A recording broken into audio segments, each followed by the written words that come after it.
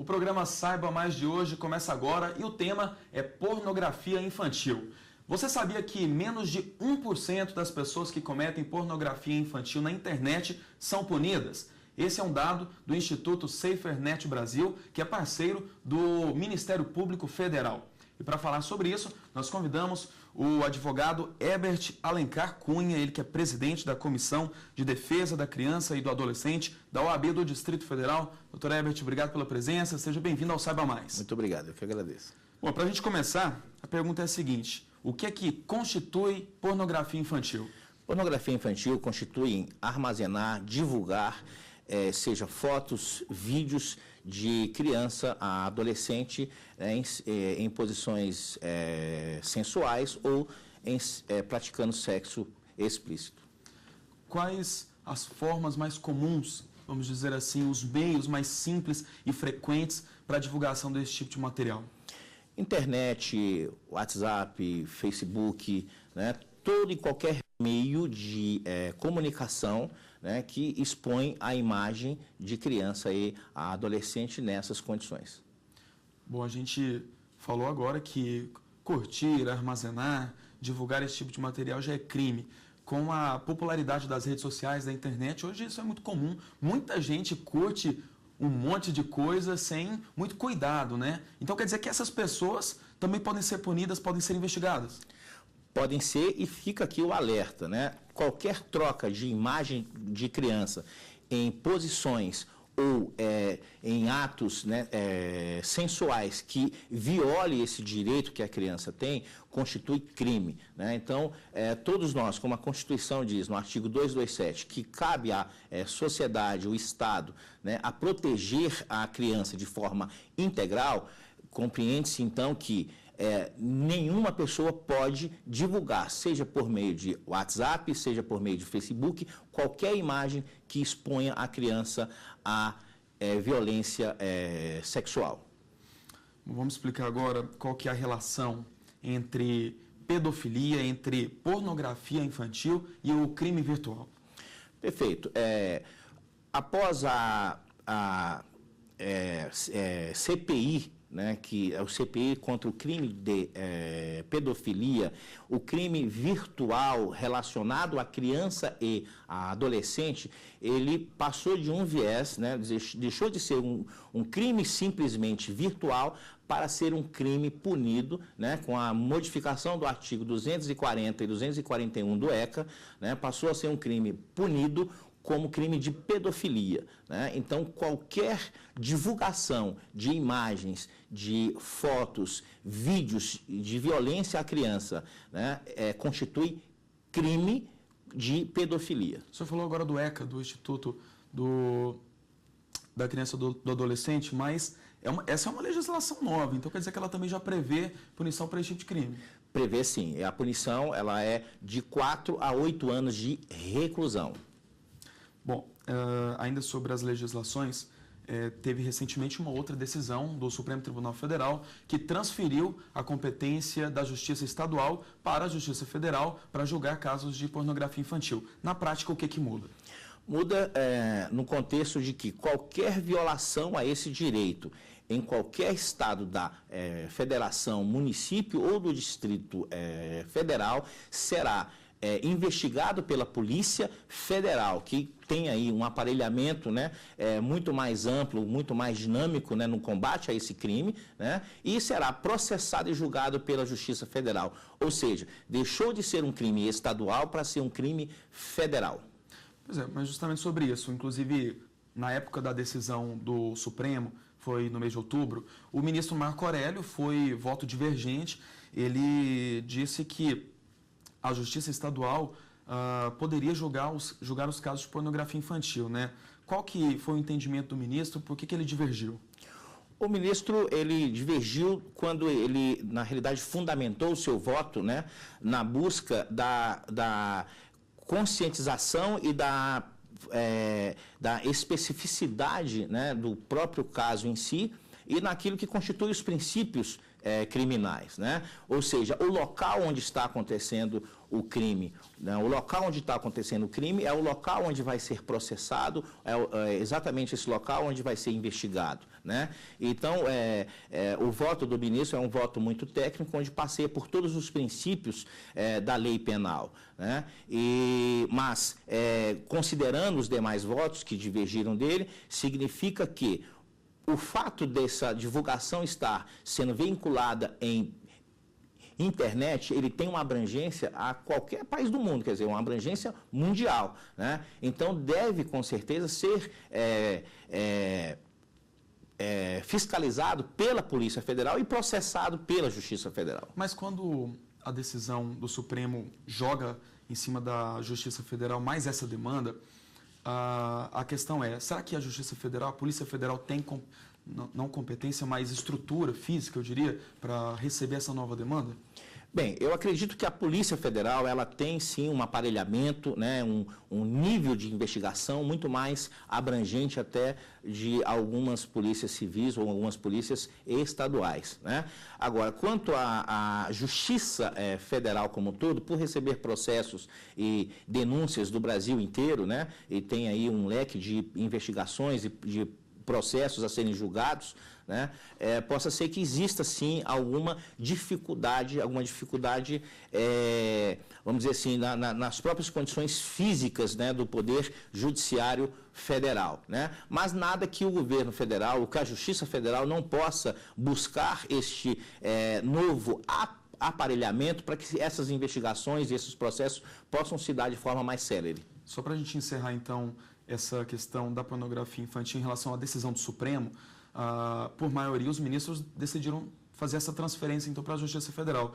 Mas a gente pode dizer, para esclarecer mais, que o fato da internet ter uma abrangência muito grande, qualquer pessoa de outro estado ou de outro país poder acessar o material que é publicado aqui, por exemplo, foi talvez o principal argumento para fazer essa transferência de competência? Sim, o principal argumento é esse, né? E também pela própria norma constitucional, né, que transfere isso ao poder federal, ao Estado, né, como um todo, né? Tanto na fomentação da norma, né, que é o governo federal, que regula as normas penais, né? E então, com base nesses aspectos, é que se também levou em consideração de que este crime é um crime federal e, portanto, deve ser investigado pela Polícia Federal e processado, julgado, né, pela Justiça Federal. Ok. O programa Saiba Mais vai agora para um breve intervalo. Daqui a pouquinho a gente volta.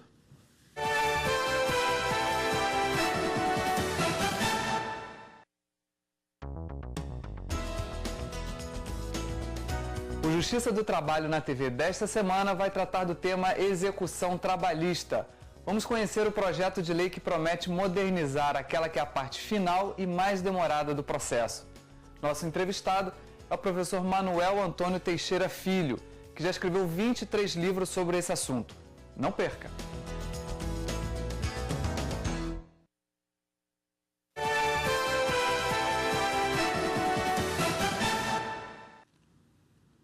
O programa Saiba Mais está de volta hoje falando sobre pornografia infantil. Nosso convidado, que tem a missão de trazer os esclarecimentos sobre o assunto, é o advogado Herbert Alencar Cunha, presidente da Comissão de Defesa da Criança e do Adolescente da OAB do Distrito Federal. Bom, no bloco anterior a gente falou aqui sobre a diferença entre pedofilia, crime virtual, também sobre uma recente decisão do Supremo Tribunal Federal que transferiu a competência da Justiça Estadual para a Justiça Federal de julgar casos de pornografia infantil. Mas, paralelo a tudo isso, tem também uma questão que tem crescido muito com a internet, que é justamente uma camada, vamos dizer assim, um submundo, vamos dizer assim, da internet paralelo e que tem afetado muita gente, inclusive dificulta um pouco a fiscalização do poder público, que é a Deep Web. A pornografia infantil tem sido um dos temas complicados, complexos de fiscalização nesse submundo virtual? Sim, tem sido porque não existe, na realidade, uma divulgação muito ampla desse sistema. mas existe, na realidade, um acesso daqueles que já praticam esse crime. Então, seria o submundo da internet, onde atrai pessoas que têm interesse, né, na divulgação e publicação de vídeos contra a criança, né? E na realidade, é exatamente nesse campo onde se processam a maioria desses crimes, onde é mais comum, né? É por isso que eu acredito que o voto do STF em transferir essa investigação para a Polícia Federal, até pelo aparelhamento da Polícia Federal, né, facilita mais essa investigação e identificar os autores desses fatos. Mas como chegar ao culpado? Chegar ao culpado, chega-se através de uma investigação, né, a própria Polícia Federal atuando, fiscalizando esse veículo, né, e também através de denúncias. Toda e qualquer pessoa que tiver a notícia de violência contra a criança e a adolescente deve fazer uma denúncia através do Disque 100 do Ministério da Justiça. Bom, e a gente já tem, inclusive, na Justiça Estadual, em vários estados, em várias federações do Brasil, que puniram pessoas que armazenavam, compartilhavam, a Justiça Federal, aliás, esse tipo de material na internet, né? Inclusive no Rio Grande do Norte, teve uma decisão recentemente, a pessoa foi presa. Aqui em Brasília também teve uma questão, inclusive agora no mês de dezembro, a pessoa foi presa porque guardava no computador de casa material pornográfico infantil. Como que a Polícia Federal, nesse caso, chega na prática ao agressor? A questão da denúncia, nesses casos, é fundamental? É fundamental. A denúncia, na realidade, ela é a principal chave para a descoberta do autor, né? Então, é necessário que os pais, é necessário que os mestres, professores, pedagogos fiquem atentos, né, ao comportamento dos seus alunos, ao comportamento dos seus filhos, né? Qualquer mudança no comportamento dos seus filhos devem ser investigados pelos pais e aí sim denunciado. Então a vigilância no acesso que seus filhos estão tendo à internet é fundamental para que se identifique os autores desses fatos. Ok, agora saindo um pouquinho da esfera virtual, né, e passando mais para a questão da pedofilia direta, né? Quando a gente fala, inclusive o agressor, o criminoso que foi preso aqui em Brasília sobre essa questão, ele tinha, como eu disse ali no computador dele, material armazenado, mas também tinham vítimas que reconheceram ele e denunciaram depois que a polícia chegou até ele. Aí ele argumentou o seguinte: mas o adolescente, a criança, ela tinha o consentimento. Quando há o consentimento do adolescente ou da criança, muda alguma coisa? Não muda, até porque esse consentimento, ele passa por todo um processo psicológico, por todo um abalo, entendeu, psicológico, né? E este crime é um crime incondicionado. Então, isso significa o quê? Que ele não depende de representação, não depende também da permissão do menor. A partir do momento que houve a agressão, houve o fato típico, né, existiu o crime. A partir do momento que existiu o crime, o Ministério Público oferece a denúncia e aí sim se processa e se condena a pessoa que cometeu esse ato. O fato de ter havido a permissão, né, essa permissão ela já é maculada, né, pelos próprios argumentos e meios que o pedófilo utiliza para obter essa vantagem, entendeu, sexual do menor, da criança e a adolescente. Não é de hoje que a escola ela tem participação grande na formação do caráter, da personalidade das crianças e adolescentes. Então, desse ponto de vista, qual que é a importância da escola, do professor no dia a dia, no que se refere à orientação desse aluno? Existe algum tipo também de política pública que orienta o estudante, a criança e o adolescente com relação à pornografia infantil? Sim, existe. Quem regula isso é o CONANDA. O CONANDA tem portarias, tem normas, né, que regulam a parte pedagógica, que orienta professores, mestres, pedagogos a identificar crianças, adolescentes vítimas de abuso sexual. E aí sim, por esse meio, né, através dessas ferramentas, em parceria com o Conselho Tutelar, é que se consegue chegar aos autores desses fatos, e aí sim a parte também preventiva, né, onde se evita qualquer tipo de abuso à criança ou até mesmo a exposição da imagem através da educação propriamente dita. Antes da gente avançar, então, qual que seria a parceria perfeita entre o professor e o pai nessa questão da orientação? Bem, a orientação trazida pelo MEC é que haja, na realidade, uma participação entre pais e mestres.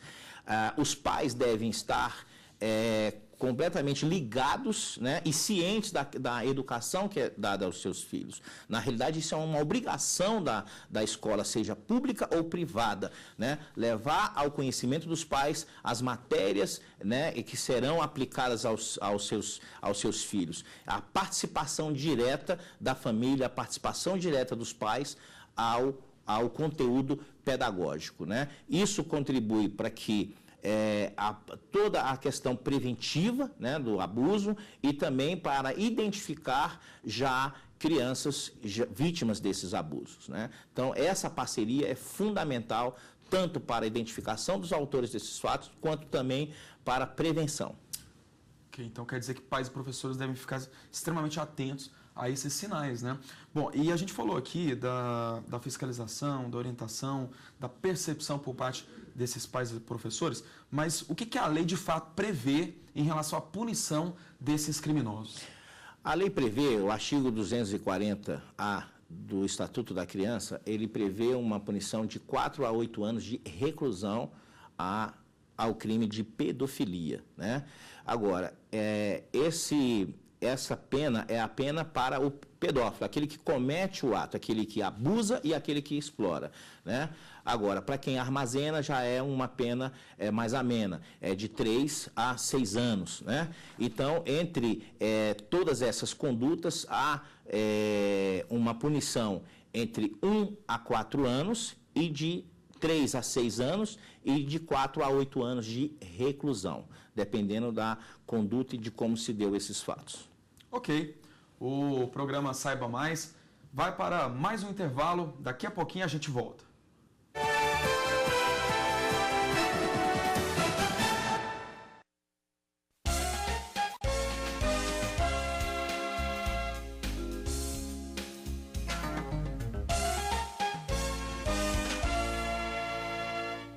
Veja no programa Inteiro Teor desta semana. TRF da Primeira Região determina que não é obrigatória a presença de enfermeiros nas unidades de atendimento pré-hospitalar do país.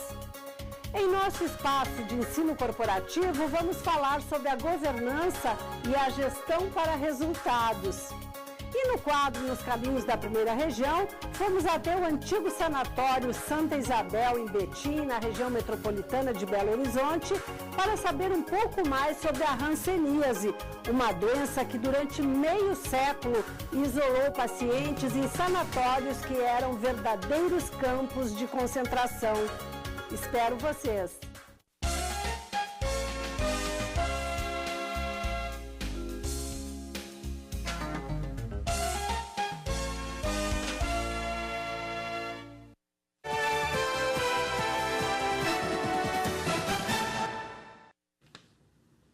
O programa Saiba Mais está de volta, hoje falando sobre pornografia infantil. Nosso convidado de hoje é o advogado Herbert Alencar Cunha, ele que é presidente da Comissão de Defesa da Criança e do Adolescente da OAB do Distrito Federal. Bom, a gente vai agora para o nosso último bloco, lembrando que nos blocos anteriores a gente falou aqui de decisões do Supremo Tribunal Federal, falamos também no bloco anterior da questão da fiscalização e as punições, né, e as orientações que os pais devem receber e ficar atentos aos sinais, aos problemas nesse sentido. Bom, agora eu queria saber o seguinte, a gente percebe que em alguns momentos o tratamento que outros países dão à questão da pornografia infantil é talvez um pouco mais rígida. Por exemplo, na Alemanha, recentemente agora em novembro, ela mandou bloquear, a Justiça da Alemanha mandou bloquear alguns sites que publicavam informações que lembravam a questão da pornografia infantil, né? Coisas que no Brasil, em alguns momentos, parece que é um pouco mais solto, né? Será que isso realmente acontece? Não, não é que aconteça isso. Na realidade, nós temos normas específicas, né, recentemente criadas, são normas recentes, né, do qual ainda depende de todo um aparelhamento da Polícia Federal, todo um aparelhamento da Justiça, para que se investigue, identifique, processe, julgue e condene, né? Então, nós precisamos de um período de adaptação e de um período de investigação, né? Então, desde 2008 para cá, é que nós temos, na realidade, normas sendo criadas em combate ao crime de pedofilia por meio da internet. Pois é, e a lei, ela é uma lei nova, mas algumas legislações, elas precisam ser revistas de tempos em tempos. A lei que combate o crime de pornografia infantil, especificamente na internet, o senhor acredita que é uma lei atual de fato ou tem algumas questões que precisam ser revistas já? Bem, toda norma, quando nasce, ela já tende a nascer e já, né, precisando de determinadas modificações, porque nós vivemos num mundo socialmente avançado, onde essas relações, elas se modificam e se evoluem o tempo inteiro.